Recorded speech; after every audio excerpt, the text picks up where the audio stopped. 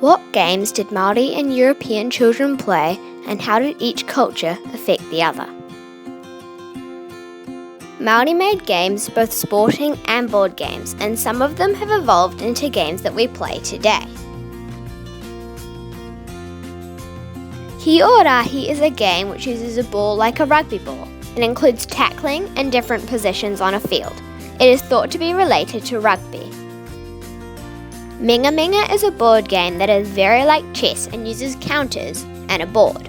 A game called Tuamata Whakatangi Hanga Koa Auto o Automatia Turipuka Kapeki Maunga Horonuku Pohai Whenua Kitanata Hu is a game that uses a circle court with a smaller circle inside. The tagger takes a big breath and runs into the circle and tries to tag as many people as they can before they run out of breath. In English, it means the summit of the hill where Tamati, who is known as the land eater, slid down, climbed up and swallowed the mountain, played on his nose flute to his loved ones. If they make a mistake in the word or run out of breath, they are out. Maori had many games which were all very different, but the English were a whole nother story. Girls played games such as dolls, battledore, a game with a racket and a ball, and rocking horses. Boys played knucklebones, tops, dominoes, and marbles.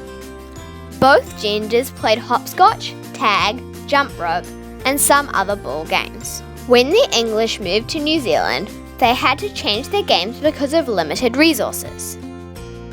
Some of the new games included string games, potato sack races, three-legged races, and pick-up sticks.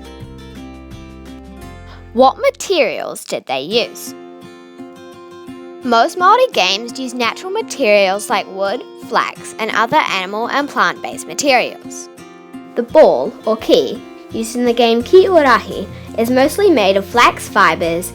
The thinner fibres of the flax were used for the inner part of the ball, and the flax was tightly woven around the outside.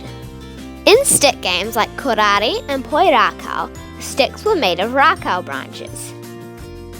The Maori version of chess is called Minga Minga and uses bright stones which were rare and took the Maori a while to find. The board was made from different types of wood to make a checked pattern. Maori took advantage of the materials around them to make games to entertain themselves. At first, the games of the Europeans were completely different to the games of the Maori. The games that the Europeans brought with them from England were mostly made of wood, metal, rope, and cloth. But when they arrived in New Zealand, they had less material, so they started using wood, flax, and feathers. Some of their games had been sent over already assembled. The Europeans used materials that had been sent over from England and adapted some of their games and materials once they had moved. Although the Maori and Europeans' games were very different, the games became more similar when the Europeans came to New Zealand because the two cultures were influenced by each other and they had the same resources to make their games. Thanks to Harko Brown from Traditional Maori Games and LittleHouseOnThePrairie.com for the information.